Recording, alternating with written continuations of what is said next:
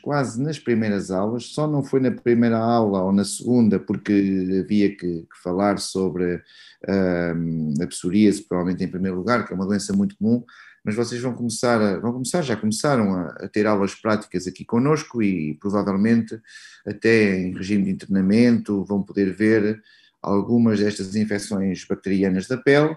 E este contacto teórico vai-vos ajudar também a enquadrar essa observação prática deste tipo de pacientes. Portanto, acho que faz todo o sentido começarmos por aqui.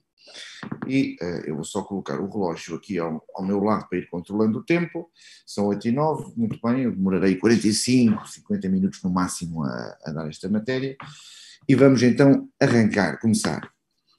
Ora, vou-vos falar de umas considerações gerais muito rápidas e eu repito-vos que de seguida enviarei aos responsáveis da comissão de curso o PDF que estou aqui a apresentar, neste caso em PowerPoint, mas vou-vos enviar um ficheiro em PDF com todo este conteúdo. Tirem as notas que acharem necessárias, mas não necessitam de estar a copiar, a perder tempo a copiar diapositivos. Portanto, não se preocupem com isso, porque vai ser acessível por PDF este conteúdo exatamente igual ao que estamos aqui a falar. E eu começo por vos falar que as infecções bacterianas da pele, tendo em conta que a pele é uma barreira entre o meio externo e o meio interno, são muitas vezes condicionadas ou causadas por bactérias que fazem parte da nossa flora. São bactérias que vivem connosco em equilíbrio, que não conseguem penetrar para o meio interno, porque estão instaladas na pele, sobre a camada córnea, mas não a penetram. No entanto, às vezes, a penetração desta flora para zonas onde habitualmente não se encontra pode motivar infecções. A flora cutânea é muito variada, mas eu queria só chamar-vos a atenção para dois aspectos que são os fulcrais. Primeiro, predominam os gram-positivos na flora cutânea. Portanto, muitas bactérias são do tipo dos streptococos, alguns estafilococos, habitualmente não é o Staphylococcus aureus, o aureus não é um colono habitual, algumas pessoas têm o aureus, mas não é o mais habitual é o Staphylococcus epidermidis, mas digamos que grande parte desta flora é constituída por estes gram-positivos. Chamar a atenção para algumas zonas, como zonas de prega, zonas do períneo, zona perianal, em que temos aí também alguns gram-negativos, mais até do que gram-positivos, e portanto essas serão as exceções. Não vou estar aqui a escalpelizar muito isto, mas basicamente nesta tabela que tenho aqui, tem os principais colonos da flora normal. Portanto, nas pregas vamos ter algumas bactérias gram-negativas, algumas corinebactérias, na mucosa da maioria dos locais, os gram-positivos. Esta é a grande mensagem a tirar destes dois diapositivos. Portanto, as infecções da pele ou são provocadas por esta penetração da flora comensal para zonas onde habitualmente não se encontra, ou por bactérias que não são habitualmente parte da flora normal, mas que contaminam a superfície da pele e conseguem instalar-se e infectar. E há um terceiro tipo de infecções bacterianas da pele, causadas por infecções bacterianas sistémicas que se refletem na pele. Obviamente, esse não é o âmbito desta palestra, desta aula, as duas situações primeiras, porque as infecções sistémicas que se manifestam na pele, nós privilegiamos esse tipo de abordagem no contexto de outras disciplinas, como a infecciologia, que é onde ter, penso eu, não sei se ao longo deste ano, se no ano que vem. Infecções bacterianas da pele. Vamos começar com estas infecções que são típicas da flora comensal. A primeira, eritrasma. São infecções superficiais. Aqui a bactéria não tem de penetrar, ela instala-se em quantidade excessiva e prolifera na superfície cutânea. Neste caso, é uma bactéria que é o Corynebacterium minutíssimo, que é um habitante das nossas pregas, das axilas, das pregas inguinais, das pregas interdigitais, e habitualmente no verão, quando está mais calor, quando está mais umidade, a bactéria cresce e dá origem a estas placas com eritema, que se tornam um pouco acastanhadas na evolução, são muito bem delimitadas, e se repararmos na superfície da placa, ela é ligeiramente descamativa. O diagnóstico é de suspeição por este tipo de quadro, podemos confirmá-lo usando uma lâmpada chamada lâmpada de Wood, que é uma lâmpada que emite radiação ultravioleta. Nós colocamos o consultório praticamente às escuras, iluminamos a área com a lâmpada ultravioleta e esta placa exibe uma coloração de tom rosado, chamado rosa coral, que é devido à fluorescência de algumas substâncias produzidas por esta bactéria. Uma outra infecção comensal, também muito própria dos meses de verão, lá está, o calor que faz com que cresça a flora autóctone, a flora endógena, é esta alteração habitualmente das plantas dos pés. Chama-se queratólise punctata. São plantas dos pés que estão sulcadas por várias depressões que se localizam todas na superfície da pele, não são úlceras, estão só na camada córnea, e são acompanhadas. Portanto, estas pessoas que têm isto queixam-se de facto de um mau odor difícil de controlar dos pés, mas se olharmos bem à planta do pé, temos estas depressões que são reveladoras desta proliferação da bactéria, que é uma bactéria habitualmente localizada nestas zonas cobertas pelo sapato, com o calor, com a umidade prolifera, é o micrococcus sedentários e provoca esta alteração chamada queratólise punctata.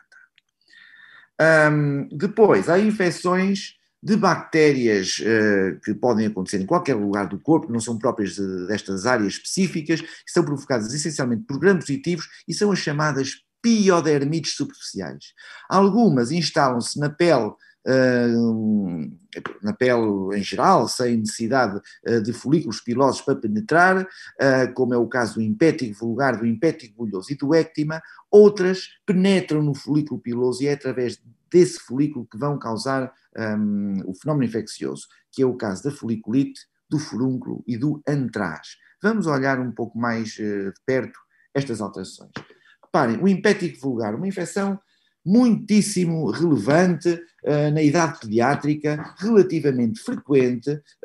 Vemos também surtos muito comuns no verão, lá está o papel do clima mais quente, de alguma umidade, e vemos muitas vezes que, além de aparecer em crianças, aparece muito em surtos comunitários, habitualmente em escolas ou familiares, portanto vários irmãos que têm este tipo de alteração, ou vários meninos da mesma escola, da mesma turma, que têm estas alterações. Por isso, às vezes, também o impétigo é conhecido pelo nome de impétigo contagioso, embora é um nome um pouco impróprio, porque nem sequer permite distinguir as duas grandes formas de impétigo, que é o impétigo vulgar e o impétigo bulhoso, e por isso preferimos estas últimas designações. Portanto, estamos aqui a começar pelo impétigo vulgar, que é o mais comum de todos, e por isso é que é vulgar, não é?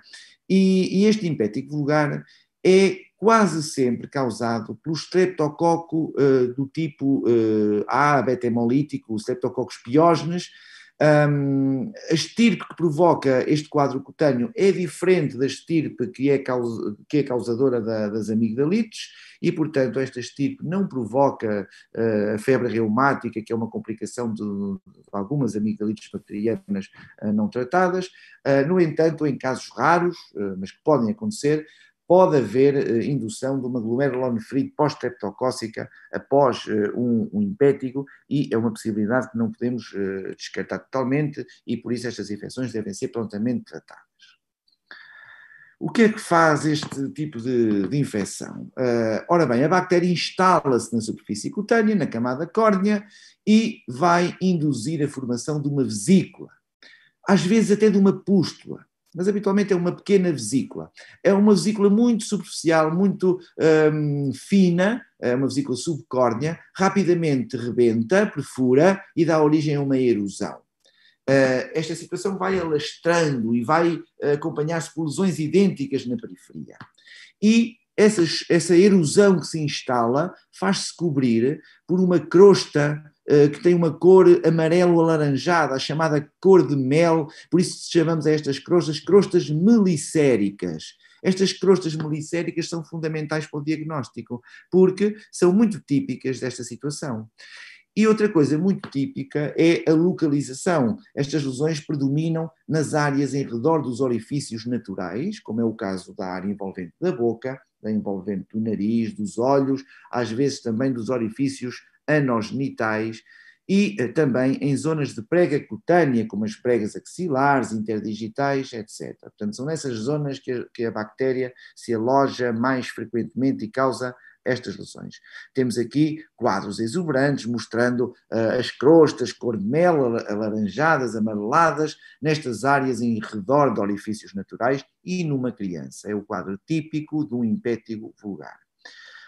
Como é uma infecção superficial, nós tratamos esta infecção habitualmente com antibióticos tópicos, a não ser que sejam formas muito extensas em que não é tão prática a via tópica, e aí preferimos antibióticos sistémicos que cubram o streptococo, como os beta-lactâmicos na maioria dos casos.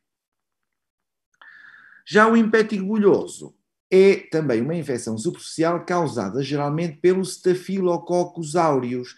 E o Staphylococcus aureus tem toxinas epidermolíticas que promovem um descolamento da pele ao nível da junção dermoepidérmica. E então, nestes casos, nós vemos que se formam bolhas superficiais que rapidamente se disseminam, porque vão contagiando de uns locais da pele para os outros, num processo chamado autoinoculação, podendo ainda condicionar febre e adenopatias, raramente dá complicações, embora, em alguns casos, possa evoluir com quadros sépticos. Aqui está o exemplo destas bolhas tensas que se instalam às vezes na pele normal, outras vezes com algum fundo eritematoso, mas que se disseminam, às vezes acompanhadas de adenopatias regionais e febre, como vos disse. O ectema é uma infecção mais profunda. Se repararem aqui no ectema, segundo diz aí na primeira linha e bem, é que esta infecção afeta não só a superfície da epiderme, mas penetra na epiderme, chega à derme e, em alguns casos, à hipoderme, e, portanto, é uma infecção potencialmente mais grave. Pode ser causada, de facto, por agentes gram-positivos, como é mais comum, os streptococcus, os estafilococos, que penetram mais fundo e causam esta infecção mais profunda, mas também em casos de imunossupressão, habitualmente doentes mais fragilizados, a participação de gram-negativos, nomeadamente a pseudomonas aeruginosa. São infecções que, pelo seu caráter de invasibilidade, são mais comuns, de facto, em indivíduos mais frágeis, como crianças muito pequeninas no primeiro ano de vida e os imunodeprimidos, portanto, nas idades mais tardias.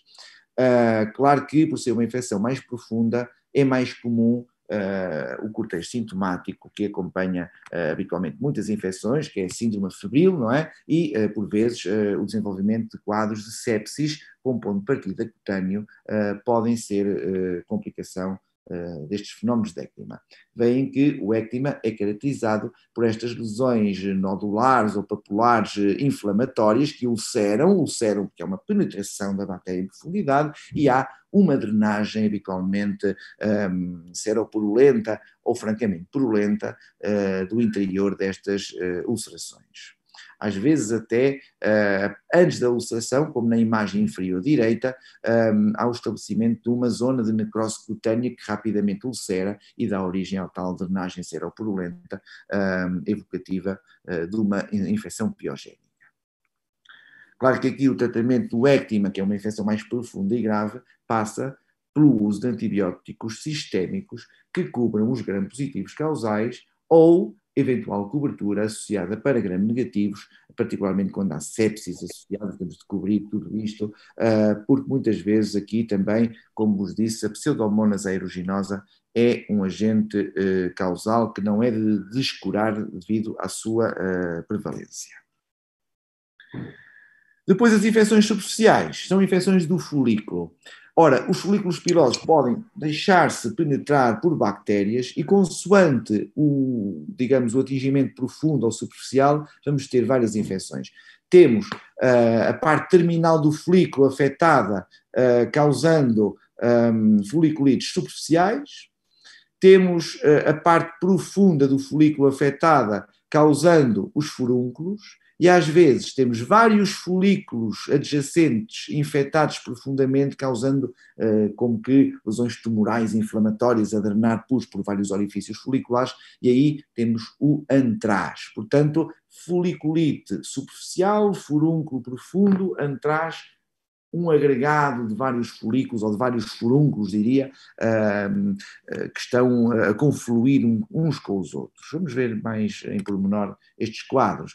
As foliculites, infecções muito superficiais do folículo, as pessoas muitas vezes popularmente olham para estas lesões e chamam pelos encravados, já devem ter ouvido essa expressão, não é a expressão que vamos utilizar, só estou a contextualizar em relação àquilo que é, digamos, o conhecimento mais do senso comum, mas aqui o que observamos na foliculite, de facto, são pápulas eritematosas centradas por uma pústula que coincide com o orifício folicular. Portanto, nós dizemos que as foliculites dão pústulas foliculares, mas que estão implantadas sobre uma pápula eritematosa devido à inflamação subjacente.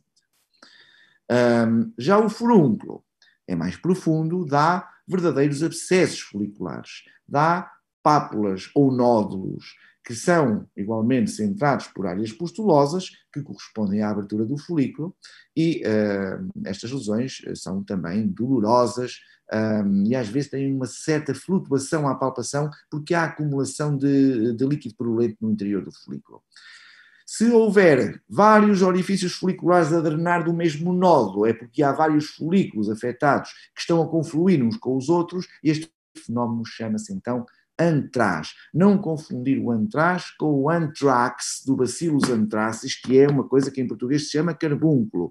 É uma confusão habitual, isso é outro tipo de infecção que não esta. Esta é uma infecção bacteriana superficial e antraz aqui não tem nada a ver com a palavra inglesa anthrax, ok? Portanto, não confundir uma coisa com outra, o Bacillus anthracis não tem nada a ver com isto.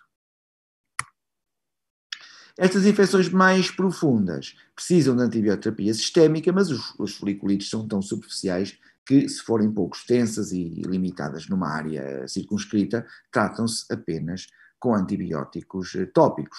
Claro que se houver um abscesso folicular de volume importante, tem de haver alguma drenagem cirúrgica, pois, como sabem, os antibióticos difundem-se muito mal nos abscessos e precisamos dessa drenagem como forma de obter o controle daquela infecção e, associadamente, podemos fazer um antibiótico, mas é necessário haver a drenagem daquele conteúdo purulento. Agora, vamos para o último tipo de infecções bacterianas que nos interessa, que já não são infecções superficiais. São infecções dermohipodérmicas, são infecções que dependem da passagem da pele, da barreira cutânea, da ultrapassagem da barreira cutânea, para haver uma infecção profunda, uma infecção localizada aos tecidos moles da profundidade, às vezes até chega à face e ao músculo, como é o caso da fasciite necrotizante. Portanto, temos aqui neste grupo de infecções profundas, dermohipodérmicas, temos as dermohipodermites bacterianas agudas, que são a erisipela, celulite, vamos usar mais ou menos como sinónimos, há algumas diferenças conceptuais que já vamos falar, por outro lado, a fasciite necrosante, que é uma evolução profunda, é uma infecção profunda. Vamos começar aqui por vos enquadrar este quadro, portanto, se repararem, impétigo é uma piodermite superficial, está na epiderme, foliculite está mais profunda porque entra no folículo piloso, mas a celulite e a erisipela são infecções dermohipodérmicas, em que a foliculite, a foliculite não, a erisipela e a celulite que são infecções dermohipodérmicas, sendo que a erisipela está predominantemente a afetar a derme, a celulite mais profunda na hipoderme. Isto na clínica é muito difícil de distinguir, portanto, nós muitas vezes usamos erisipela e celulite como sinónimos. Por outro lado, a fasciite necrotizante afeta a hipoderme profunda, a fáscia, o componente muscular, e é uma infecção mais profunda e grave.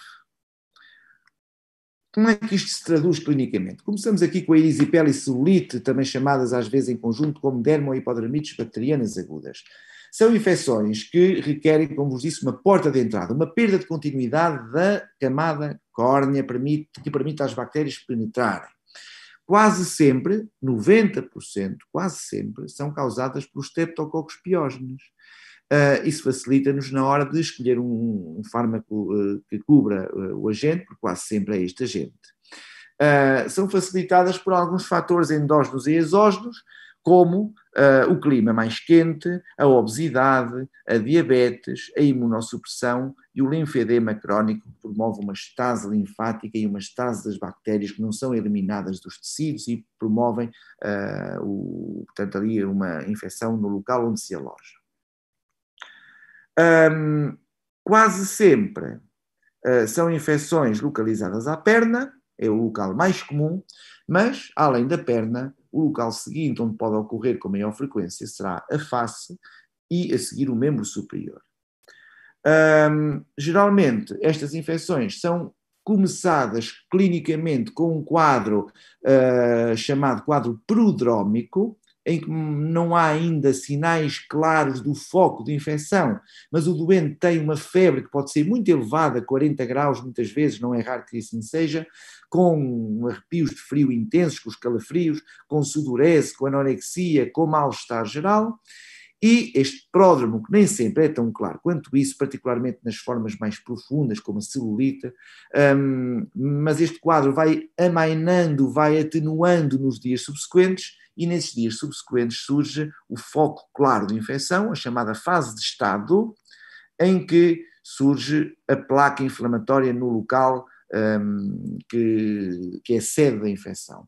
Reparem que muitas vezes nós diferenciamos erisipela e celulite com base nesta clínica, ou seja, a erisipela tem um pródromo muito nítido, a celulite nem por isso, o início da erisipela é muito agudo, o da celulite mais insidioso, a placa inflamatória da erisipela é muito bem delimitada, a celulite, como é mais profunda, tem uma delimitação mais pobre, as complicações graves, como sepsis, são raras na erisipela, são mais comuns na celulite, mas esta distinção muitas vezes é mais teórica que prática. Em muitos casos, nós não distinguimos. Então, é o que digo, na clínica habitual, no senso clínico comum, nós usamos muitas vezes esta designação de erisipela como sinónimo de celulite e, melhor ainda, se usarem o termo dermohipodermite bacteriana, cobrem logo esta diferença com um termo que engloba ambas as definições.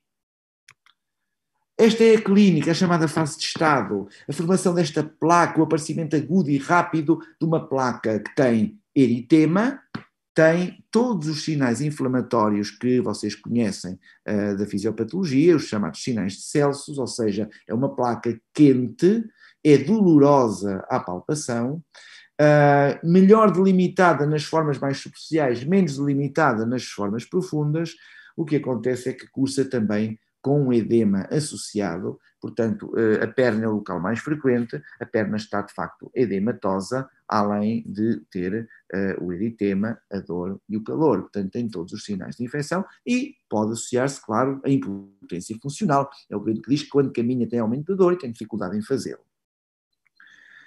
Outro exemplo, este aspecto luzidio, brilhante da pele, que fica de facto muito edemaciada, com esta placa imensa que nós tocamos nela e provocamos dor ao doente e sentimos um calor intenso quando comparado com a pele envolvente normal. Quando ocorre fora da perna, disse-vos eu que a face é muitas vezes atingida, um atingimento de evolução muito aguda, com a febre, com o pródromo febril, com tudo isso, muitas vezes cursando com algumas alterações da superfície cutânea, como por vezes aparecimento de bolhas. Reparem que nesta perna do lado direito estão a aparecer aqui algumas bolhas. Porquê? Porque as toxinas bacterianas provocam descolamento da pele. Muito deste efeito inflamatório é causado pela secreção de toxinas, pela emissão de exotoxinas bacterianas. As bactérias estão no tecido a produzir as toxinas e elas causam esta erupção bolhosa no seio das lesões por interferirem com a adesão da epiderme à membrana basal. Às vezes vemos estas linhas inflamatórias, diria eu, estas placas lineares de inflamação que partem da placa principal e vão em direção à drenagem linfática da zona. Por exemplo, se for numa perna, vemos que estas placas lineares vão se prolongar da perna até à região inguinal, até chegarem aos gânglios. São zonas de inflamação em redor de trajetos linfáticos que estão a levar bactérias para o gânglio de drenagem e este fenómeno chama-se linfangite. A linfangite costuma acontecer com alguma frequência e ter uma adenopatia de drenagem que é dolorosa à palpação também é relativamente comum nestes quadros. Como é uma infecção e tem um caráter sistémico, cursa muitas vezes com aumento dos leucócitos à custa dos neutrófilos. Portanto, dizemos que temos muitas vezes leucocitose com neutrofilia, temos uma elevação dos parâmetros inflamatórios, nomeadamente a proteína C reativa, e, de forma mais lenta, mas vemos uma subida da velocidade de sedimentação. Portanto, este tipo de quadro laboratorial também nos ajuda a enquadrar o diagnóstico quando temos dúvidas clínicas. Complicações das erisipelas, já vos falei desta primeira, da formação das bolhas devido às toxinas. Às vezes estas bolhas levam a ulcerações cutâneas e, por vezes, a presença das bactérias no tecido leva à formação de abscessos e a quadros de septicémia e, às vezes, de bacteriémia. E as bactérias circulantes podem alojar-se nas válvulas cardíacas, principalmente se estiverem previamente lesadas, e causar endocardite bacteriana. A endocardite bacteriana é uma complicação rara, mas não podemos deixar de a referir, porque é uma complicação relevante de uma infecção da pele e tecidos moles, como é esta erisipela. O tratamento é baseado na antibioterapia, que é sistémica, não há lugar à antibioterapia tópica nestes quadros, porque são fenómenos de infecção profunda, tem de ser uma antibioterapia geralmente dirigida aos gram-positivos causais, que são quase sempre, como vos disse, streptococos. Portanto, usamos maioritariamente as penicilinas e as cefalosporinas de primeira geração. O uso de repouso com membro elevado é útil, e deve-se evitar o uso de anti-inflamatórios não esteroides, porque está relatado um eventual risco de aumento de complicações na vigência do uso destes fármacos e, apesar deste risco não ser completamente claro em estudos controlados, não há benefício comprovado do seu uso e, como tal, não se recomenda a utilização concomitante de anti-inflamatórios não esteroides nestes quadros de celulite. Portanto, vê-se muitas vezes pessoas com isto que vêm com anti-inflamatórios e antibióticos, não usem anti-inflamatórios. É duvidoso que eles causem, de facto, complicações sérias aqui, mas há alguns relatos que assim o parecem indicar e o benefício disso é mínimo, portanto não devem simplesmente utilizá-los. A fasciite necrosante é uma infecção mais profunda e há quem diga muitas vezes ou quem pense que isto é uma complicação de uma erisipela. Não é assim. A fasciite necrosante é profunda desde o início, é uma infecção à parte, é um fenómeno diferente. Portanto, é uma infecção que é rapidamente progressiva, que atinge ab início compartimentos profundos, faciais e musculares, invariavelmente, quer dizer, sempre. Em medicina não há sempre nem nunca, como sabem, mas diria que aquilo sempre é muito próximo da verdade. Portanto, invariavelmente causa sepsis e, portanto, a mortalidade deste quadro, se não prontamente tratado, é extremamente elevada. Ao contrário da erisipela e celulite, que são infecções que geralmente têm evolução benigna. É mais comum em homens e pode ser idiopática ou pode complicar soluções de continuidade traumáticas ou iatrogénicas. Há vários tipos de fasciite necrosante, consoante o tipo de flora causal. A mais frequente serão as do tipo 1 e tipo 2, provocadas por uma flora mista ou, mais comumente, até os streptococcus piógenes, o mesmo agente que causava a erisipela, mas algumas estirpes mais virulentas. E o tipo 3, está aí 2, outra vez repetido, o tipo 3, que é a gangrena gasosa causada pelo Clostridium perfringens, que é mais rara do que qualquer situação anterior. Clinicamente, dá uma placa pouco nítida, porque a placa é profunda, que evolui muito rapidamente e causa uma dor intensa, ou seja, se vocês olharem para o membro ou para a zona afetada, nem sempre é um membro, embora mais frequentemente seja o membro inferior, como acontecia atrás com as erisipelas. Mas se o doente se queixar de uma dor intensa, vocês olham para lá, vem um eritema frusto e pensam, mas que dor tão estranha, tão dispara em relação à inflamação visível, porque de facto a inflamação é profunda, não se vê muito, mas rapidamente na evolução começam a aparecer estas placas geográficas, tem um contorno em mapa, portanto em mapa geográfico, de tonalidade arroxeada ou purpúrica, rapidamente também levam a necrose cutânea. E aqui já se está a instalar uma placa purpúrica de grandes dimensões, violácea, e aqui a necrose cutânea já visível em várias zonas. Isto evolui ao longo de poucas horas, evolui rapidamente. Devemos tentar atuar nestes doentes antes de acontecer esta necrose, porque neste quadro já há uma sepsis associada. Aqui, já com perda tecidular, reparem a evolução destes streptococos, destas bactérias tão virulentas que quase que devoram a carne do paciente, entre aspas. Portanto, são bactérias extremamente agressivas. Há uma febre associada, dor, mal-estar, confusão mental, hipotensão relativa ao choque séptico, com oligonúria, depois, laboratorialmente, os sinais de uma sepsis. A leucocitose com neutrofilia, elevação da PCR, reparem, eleva-se a creatinina por insuficiência renal pré-renal e há as alterações da coagulação e a trombocitopenia e a anemia secundárias a uma coagulopatia de consumo e a uma coagulação intravascular disseminada.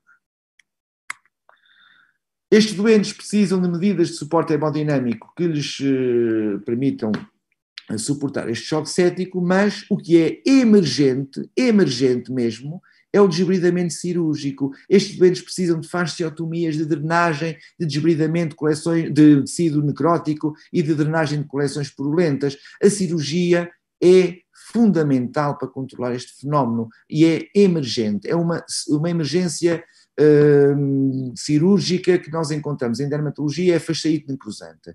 Além disso, claro, daremos os antibióticos endovenosos adequados, mas se não atuarmos cirurgicamente no imediato, estes doentes vão morrer por progressão da sua septicemia e do seu choque séptico. Isto é um doente com o tratamento feito, com a fasciotomia, a abertura dos compartimentos faciais, e depois tem de se restaurar isto, não é? No fim de passar este fenómeno, têm de ser submetidos a enxertos cutâneos ou retalhos cutâneos para reparar o estrago, mas isto é fundamental ser feito na fase aguda como meio salvador do doente. Aqui reparem o dano causado por estas fasciites com o desbridamento de tecido necrótico.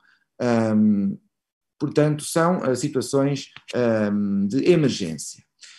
Não vou entrar por aqui, isto seria aquele quadro que vos falei no início de manifestações cutâneas de infecções bacterianas sistémicas. Estão aí vários exemplos, é só exemplo, não vamos escalpelizar isto, e vamos neste final da aula, nestes 10 minutos, quarto hora final, passar sumariamente o olhar por algumas parasitoses cutâneas. Portanto, de infecções, era isto que estava para trás, não se esqueçam, infecções por agentes oportunistas da flora cutânea, temos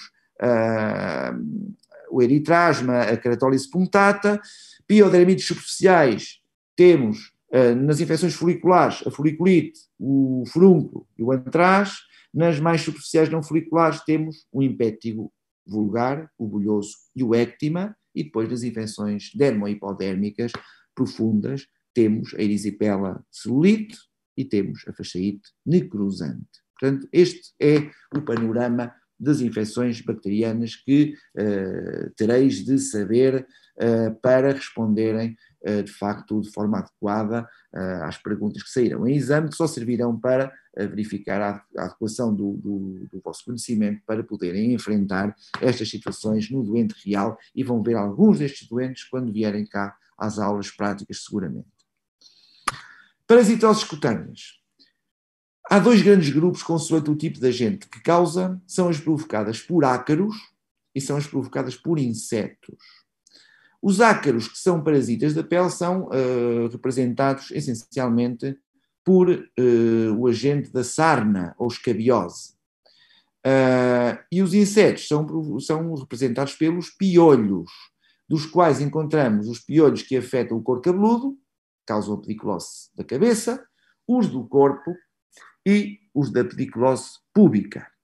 São estes os agentes que vamos rapidamente falar neste tipo de abordagem que vou ter convosco aqui na aula teórica. Começamos com os ácaros, começamos com a sarna, ou também conhecida por escabiose ou sarcoptose. E chama-se escabiose ou sarcoptose porque o ácaro que causa a sarna chama-se Sarcoptes scabiei. É um ácaro que tem um ciclo de vida que vocês observam aqui à direita da imagem do próprio agente da sarna, que está aí, não é? Portanto, temos aqui um ácaro cuja fêmea adulta vai fazer uma coisa que é colocar os ovos na superfície cutânea, mas não exatamente à superfície. Reparem, a fêmea do ácaro cava um túnel na epiderme, ao nível da camada córnea, um túnel que pode ter 3, 4 milímetros na sua extensão. No fundo desse túnel põe os ovos que eclodem e os ovos, ao eclodirem em cerca de 3 dias, vão levar à formação de uma larva que, passado mais 3, 4 dias, vai para o estadio de ninfa e, passado mais 4 a 7 dias, vai para a idade adulta. Portanto, desde que a fêmea põe o ovo até que chega à idade adulta, passam em média, um pouquinho variável, mas em média 10 dias.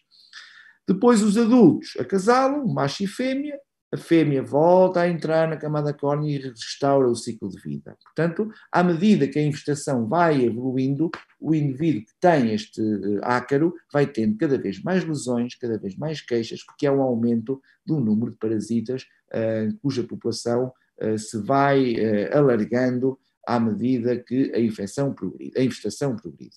Nós, quando são bactérias, fungos e vírus, dizemos infecção. Quando são parasitas, exoparasitas, dizemos infestação. A evolução é, por isso, insidiosa, depende do aumento progressivo do número de parasitas. O sintoma típico e marcante da escabiose é o prurido. Desde o início da infestação, estes indivíduos têm prurido muito marcado, com um predomínio nocturno. Portanto, se tiverem alguém com um prurido marcado, com uma evolução de mais do que 1, 2, 3 semanas, procurem bem por algumas lesões educativas de sarna, porque pode ser uma sarna, e procurem se os contactantes na família que vivem no mesmo agregado familiar têm também esse prurido, e se esse prurido predomina francamente à noite, porque isso é muito sugestivo de sarna, portanto, esse contexto epidémico é muito sugestivo, porque quando têm um indivíduo que tem escabiose, quase sempre os indivíduos que vivem com ele têm também queixas e têm também a infestação ativa, dado que o caráter contagioso é alto no contexto desta infecção. Que lesões é que nós vamos procurar? Ora bem, a sarna tem 2 tipos principais de lesões. As lesões mais específicas e as lesões inespecíficas. Infelizmente, a maior parte das lesões que aparecem são inespecíficas, mas não precisam de muitas lesões específicas para evocar o diagnóstico, pois essas lesões específicas são, de facto, muito específicas. E as lesões específicas o que são? São as lesões lineares, as pápulas lineares, que são condicionadas pela migração do ácaro ao longo da camada córnea. Reparem, estas lesões que vocês veem aqui são lesões que têm 3, 4 milímetros de comprimento, não mais. Portanto, esta lesão aqui, linear, aqui está o ácaro, ele entrou aqui, foi andando, e ao longo do trajeto do túnel que ele cavou na camada córnea, existe esta eminência papulosa que tem esta forma linear. Vejam aqui, o ácaro penetra aqui, vai andando, chega ali. Portanto, tudo isto tem 2, 3 milímetros. Não esperem ver um sulco com 1 metro, não é? Isto é uma coisa pequenina, mas estas lesões são muito típicas. E onde é que vamos procurar estas lesões lineares que vocês observam aqui?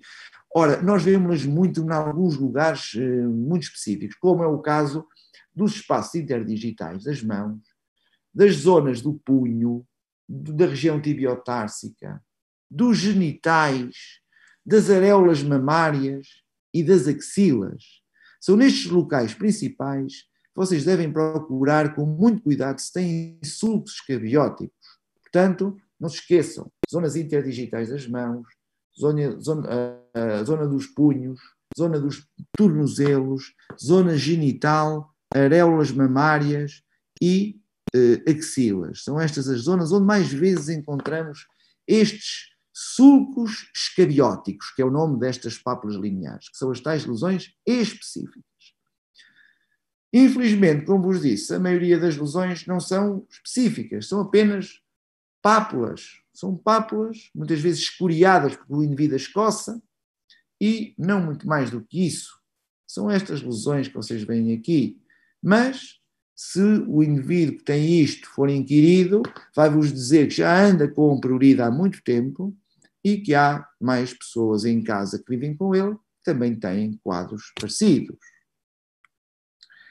Às vezes, estes ácaros proliferam de tal forma que são tantos os sulcos cabióticos, são tantos os ácaros ali a formar-se que formam esta erupção crustosa. É a chamada sarna crustosa, também conhecida com o nome de sarna norueguesa. Ora, a sarna norueguesa ou crustosa é pouco comum e indica imunossupressão subjacente. Portanto, vemos às vezes sarnas crustosas em transplantados que fazem imunossupressores ou às vezes também nos indivíduos HIV positivos. Portanto, na vigência de uma sarna crustosa, devemos pesquisar a imunossupressão. A sarna crustosa, as lesões crustosas, disseminam-se exatamente pelas mesmas zonas onde antes vos disse que era comum encontrar os sulcos cabióticos, portanto, as zonas interdigitais, tibiotársicas, punhos, areolas, axilas, genitais, essas mesmas zonas tendem a aglomerar a maior população de parasitas adultos, a formar os sulcos cabióticos e a aglomerarem-se na epiderme, e é aí que nós observamos esta erupção crustosa bem patente nas imagens que vos apresento. Chamar a atenção para o recém-nascido. No recém-nascido, que muitas vezes se infecta após o nascimento pela mãe que tem sarna, que tem escabiose, o recém-nascido apresenta lesões que habitualmente não vemos no adulto. São estas lesões bolhosas das plantas dos pés e das palmas das mãos, que, como vos digo, são muito típicas da sarna do recém-nascido, mas que não acontecem na sarna de idades posteriores. Como é que tratamos a sarna? O tratamento de eleição é o uso tópico deste agente acaricida, que é a permetrina, na concentração de 5%.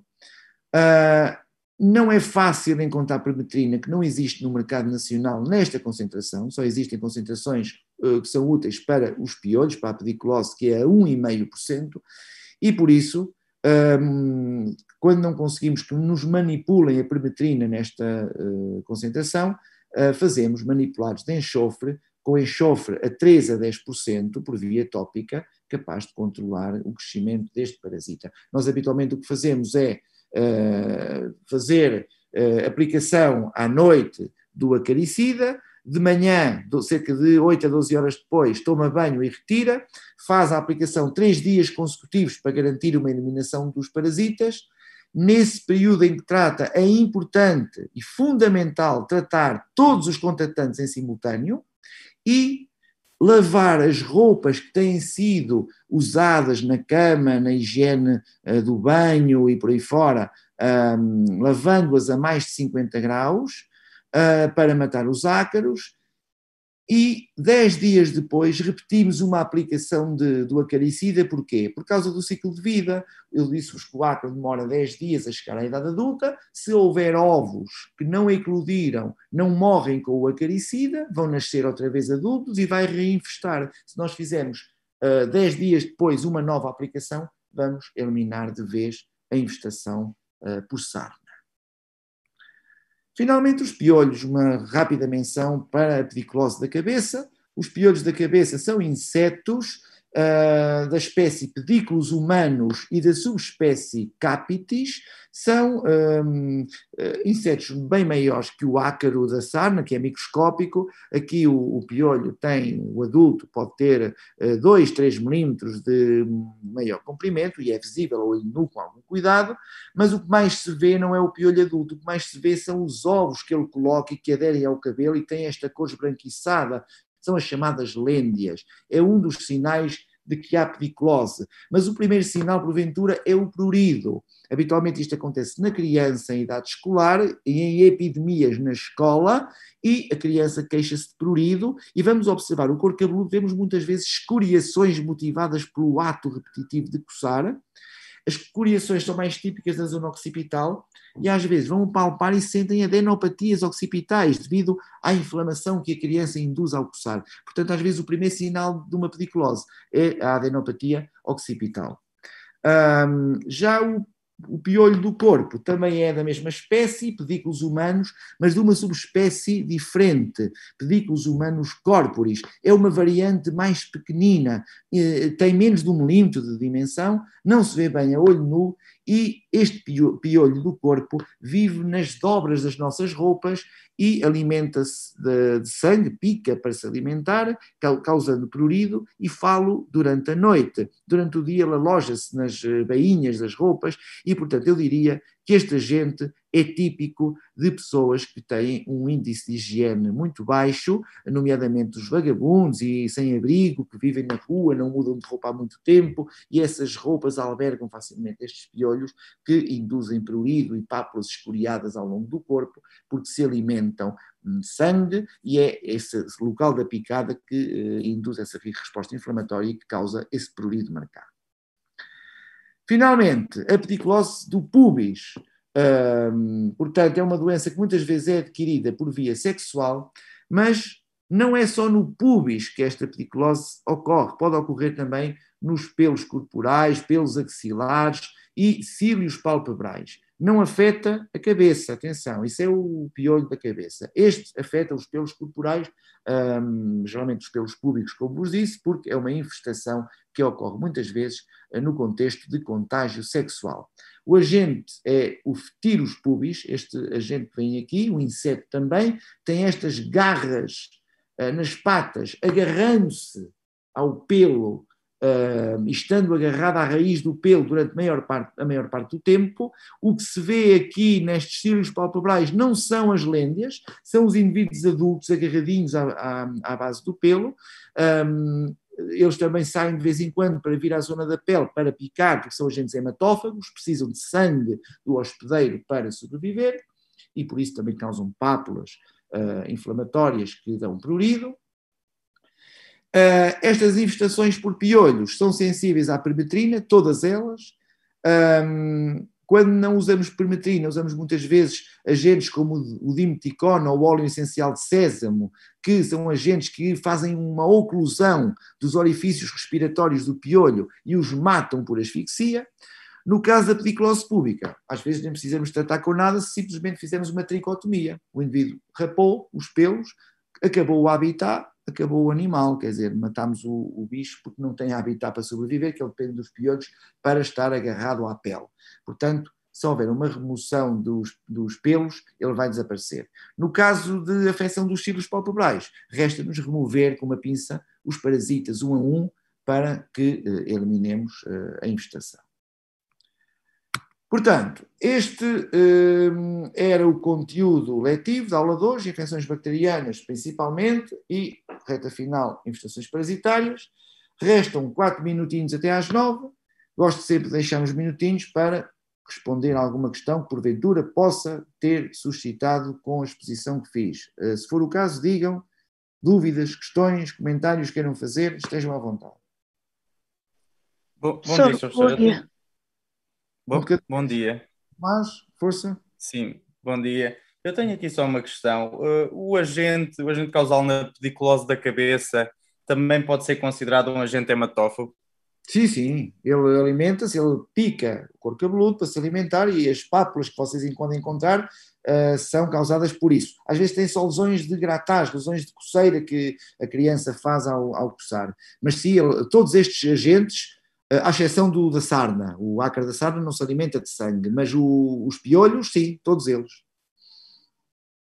Aliás, reparem, o piolho, habitualmente o piolho do corpo, não da cabeça, da pediculose do corpo, pode induzir, pode contagiar uma infecção. É um vetor de uma infecção que causou muitos mortos na altura da Segunda Guerra Mundial, habitualmente nos campos de concentração. Sabem qual era essa infecção? Causada por uma rickettsia. Não pode ser febre, eu só conheço a febre escaronular, por uma rickettsia, mas isso é pela carraça. Pela carraça. Este é a rickettsia provazekii, é o tifo epidémico. O tifo, o vetor é o piolho do corpo. Os indivíduos que estavam internados nos campos de concentração, muitas vezes tinham infestações de tifo, aquilo era comum haver. Por exemplo, olha, a Anne Frank. A Anne Frank morreu de tifo, em Bergen-Belsen. Era muito comum na altura. É raro nós cá no nosso meio, não encontramos, quer dizer, pode haver, tifo praticamente não existe, mas mesmo a infestação por piolho do corpo vemos muito pouco, felizmente. Alguém ia perguntar mais alguma coisa? Já, não sei, não vi quem era, mas... Bom dia, professor. Era eu. Professor, eu não entendi qual que era a relação entre a erisipela e a linfangite.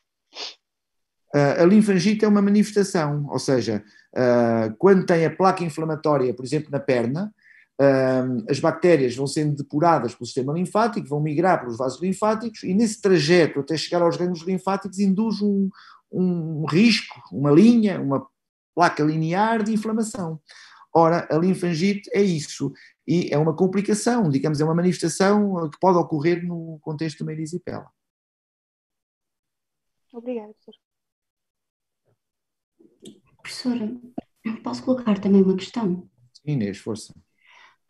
É assim, no que diz respeito à pediculose também ainda, eu fiquei com a questão sobre o tratamento, falou da permetrina 1.5 tópico, e sobre, pronto, a parte a nível de se for uma pediculose de outro tipo, que não da cabeça, que eu pelo menos sempre ouvi mais comumente. No entanto, eu também já tinha ouvido falar de casos em que, por exemplo, as pessoas falam de, não sei se é verdade se não, mas pronto, de alergias aos componentes ou coisas que tal, aqueles componentes comercializados, de produtos comercializados para isso, para, não sei se devem conter permetrina, com certeza, não sei se é exatamente a permetrina, se é outro componente. E existem supostamente uns outros produtos a que já não seriam, por questões também de pápulas na cabeça.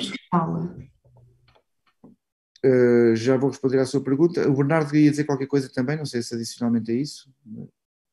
Desculpe, foi sem querer, estava com o microfone ligado. Ok.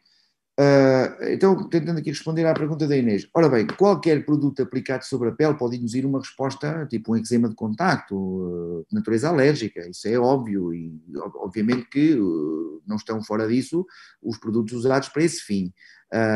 Até antibióticos tópicos podem induzir, qualquer produto pode induzir.